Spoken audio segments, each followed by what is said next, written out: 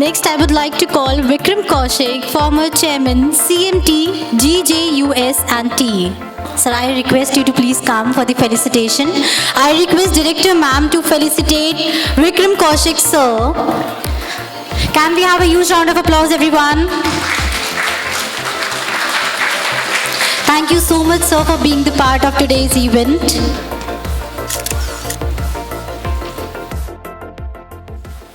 Thank you. Anushka, you are doing very well, and I'm so glad to see that you are making the things warm up at a very mature level. All my dear panelists, good morning to all of you, and thank you, Dr. Mamta, for giving this opportunity. It's really very interesting to see that it's first time that I'm coming across that fashion students and fashion department is associated with mass communication. Probably the only reason I can believe is that since media has also become a fashion. So I'll begin my address to you with this very quote that that this has become a fashion, and the kind of a sincerity that we are looking in the media, we need to overlook it. We need to see it again. We need to see it again from the point of view that how and why the media is happening the way. The topic of the today's seminar is basically the impact of social media on modern journalism practice. ये आप सब students के लिए बहुत important topic है और बहुत thoughtful topic है ये। इसमें दो बड़ी इम्पॉर्टेंट चीज़ें हैं, एक कि जो न्यू टेक्नोलॉजी है और दूसरा मॉडर्न जर्नलिज्म प्रैक्टिस। तो जर्नलिज्म प्रैक्टिस जो है, इट इज़ नॉट दैट कि सिर्फ जर्नलिज्म के स्टूडेंट करते हैं। Journalism practice is also something which everyone is doing it. हम इंटेंशनली या अनइंटेंशनली कहीं ना कहीं पे एक जर्नलिस्ट हैं। हम लोग डेली अपना कोई ना कोई सोशल अपडेट करते हैं and we try to share our experiences with the world around. और उसमें कोई ये ज़रूरी नहीं है कि हमें सिर्फ प्योर जर्नलिज्म का ही एक्सपीरियंस शेयर करना है। अभी अनुज दयाल सर ने एक बात कही थी कि एक उस टाइम पे सिर्फ 10-15 न्यूज़पेपर्स होते थे, टाइपराइटर हुआ करता था, and then there was one TV channel and one radio station. तो यही जर्नलिज्म होता था। I was taking a clue from there. आपको ये बात पता होना चाहिए कि खाली अखबार और टेलीविज़न ये इसका जो कंटेंट था, अब ये due to the advancement of technology के आने से ये सारा स्कैटर हो गया। नाउ न्यूज़पेपर जो हम कभी पढ़ा करते थे, आज हम देखते भी हैं और वो सुनते भी हैं।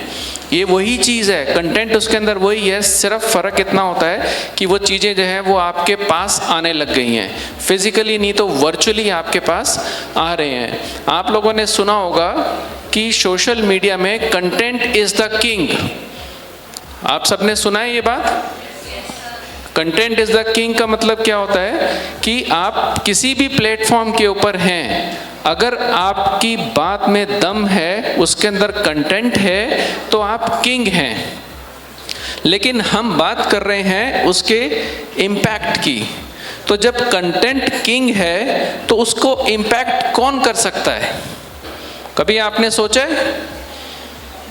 Have you ever given a thought to it that how a content when it is a king, then why we are talking of impact? Content तो impact नहीं डालता ना। आपने एक न्यूज़ जैसे अभी डिस्कस हुआ था कि सतीश कौशिक जी जो लेट हमारे एक्टर रहे हैं, ठीक है, उनकी न्यूज़ कंटेंट पे उसका कंटेंट जो है वो बहुत पहले वायरल हो गया, but we were not able to before actually we get to read it in the newspapers. तो जो बात मैं आपको कहना चाह रहा हूँ, सोशल मीडिया का जो सबसे बड़ा इम्पैक्ट है वो सिर्फ एक वर्ड में मैं आप लोगों को समराइज करूँगा। All I want attention of all the students over here, because ये आपके फ्यूचर के लिए बहुत इंपॉर्टेंट है। तो वो वर्ड होता है कि अगर कंटेंट किंग है तो जो सोशल मीडिया की टेक्नोलॉजी की एल्गोरिदम है, जो उसकी एल्गोरिदम है, that is the queen. If content is the king then algorithm is the queen. अगर आप इस बात को समझ जाते हैं तो आपको अपनी लाइफ में जर्नलिज्म प्रैक्टिस को करने में और आसानी होगी। Now we will work on the key how it is क्वीन। नाउ आप जब भी कुछ सर्च करते हैं, whenever you search something on the internet, आप किसी भी चीज़ को गूगल करते हैं, which is a normal practice for all of us. Now journalism practice में स्टूडेंट जो है वो हमेशा गूगल में जाता है, ही never takes it to the real research, वो रिसर्च में नहीं जाने की कोशिश करता, वो जो इजी वे होता है। And most of the time journalism के जो स्टूडेंट होते हैं वो सबसे पहले विकीपीडिया पे जाते हैं या गूगल पे जाते हैं और पहले 2-3 जो उनके लाइक्स आते हैं, जो हिट्स आते हैं, वो उसको अपना सैक्रोसेंट मान लेते हैं। But it is not that way. आपको सबसे जो ज़रूरी चीज़ एक जर्नलिज्म प्रैक्टिस के अंदर चाहिए, which I believe that my co-panelist would also agree to it, is the power of exercising your choice. आपको ये पता होना चाहिए कि हम क्या चीज़ चुन रहे हैं। I don't think कि हम लोग कोई कॉन्शियस चॉइस करते हैं। आज सुबह उठाएंगे, अपना फेसबुक खोलेंगे, व्हाट्सएप खोलेंगे, उसमें जो मैटर आया हुआ है हम उसमें चॉइस नहीं करते। दिस पर्टिकुलर जो नुकसान हुआ है सोशल मीडिया का और न्यू टेक्नोलॉजी का, जो सबसे बड़ा नुकसान हुआ है, that it has taken away our power of choosing the content. हम कंटेंट को अपने हिसाब से चूज़ नहीं कर रहे हैं, हम जो एल्गोरिथम हमें दे रहा है उसी को हम फॉलो कर रहे हैं। एज अ रिज़ल्ट हम लोग इलेक्शंस, कितने साल में इलेक्शन आता है? 5 इयर्स में इलेक्शन आता है ना। और उस इलेक्शन में हम क्या करते हैं? अपने लिए सरकार चुनते हैं, हम अपने लिए एक देश का कैसा स्वरूप होना चाहिए हम उसको वैसा चुनते हैं, यही होता है ना उस इलेक्शन में। लेकिन जब हम सुबह फ़ोन खोलते हैं, आप देखिए कि अगर आपके पास एक तरह का कंटेंट आ रहा है तो आपके साथी के पास भी सिमिलर कंटेंट आना शुरू हो जाता है। तो आप देखिए, आप every day you are voting for one type of content. आप एक तरह के कंटेंट को वोट करते हैं और आप हर दिन अपने लिए एक नया भारत चुनते हैं।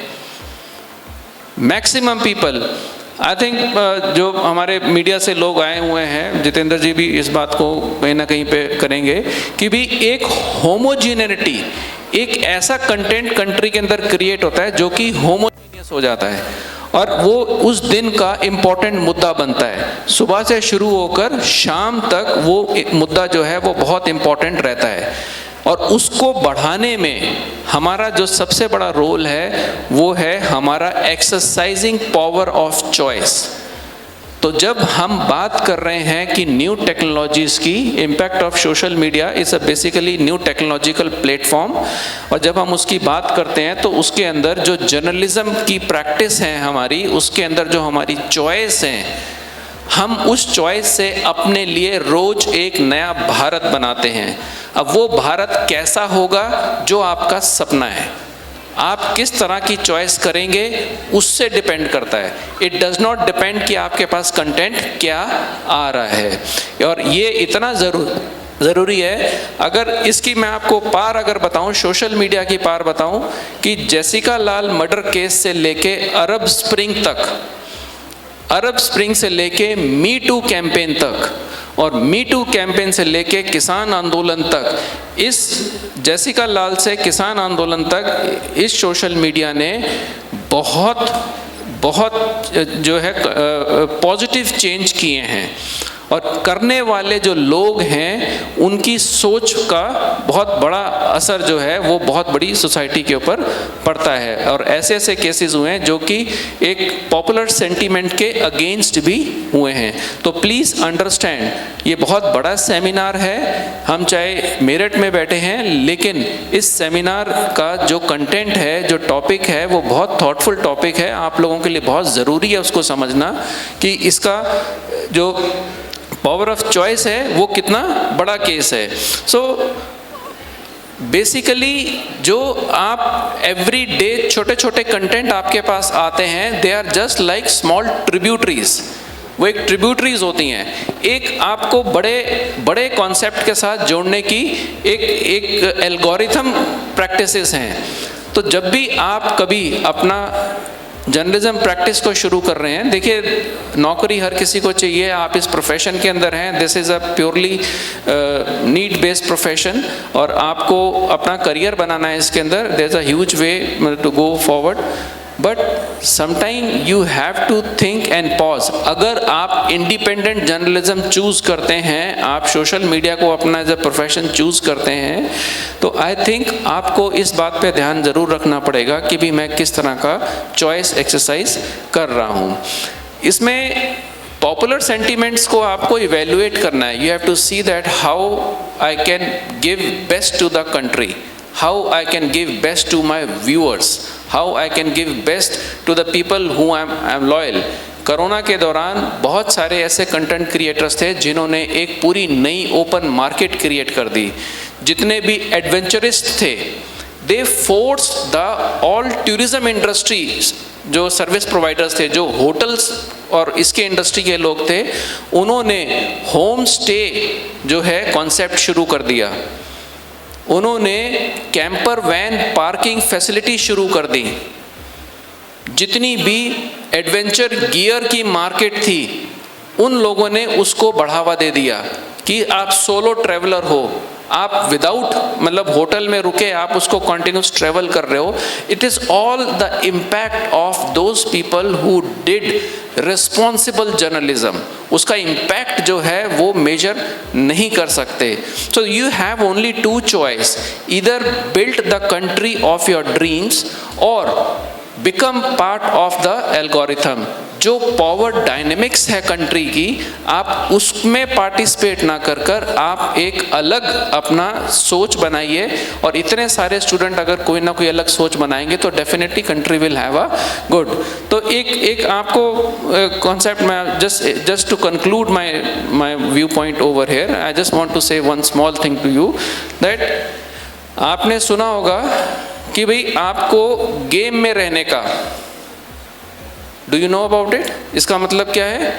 गेम में रहने का मतलब कि भाई आप एज अ स्टूडेंट और एज अ जर्नलिस्ट, जर्नलिज्म के जो आप प्रैक्टिशनर हैं, you have to be in the game of journalism, but आपको किसी का गेम नहीं बजाने का।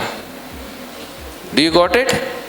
आई will conclude with this thing कि आपको गेम में रहने का है लेकिन किसी का गेम नहीं बजाने का। मतलब आप कैनिबल जो टेंडेंसी होती है उस जर्नलिज्म को प्रवोक ना कीजिए, आप एक रिस्पॉन्सिबल जर्नलिज्म करिए। कैनिबलिज्म को आप अवॉइड किए कि आपका, जैसे बहुत सारे केसेस में होता है, कोई ऐसा केस आता है जहाँ पे कोई रेप केस है, उसके अंदर वो they disclose the identity of the victim in order to get more virality. तो ये हम एक वायरल डेमोक्रेसी नहीं क्रिएट कर रहे हैं, हम एक रोबस्ट डेमोक्रेसी क्रिएट कर रहे हैं। आप सब ने पढ़ा होगा difference between magical multiplier and magic multipliers and virality में क्या है।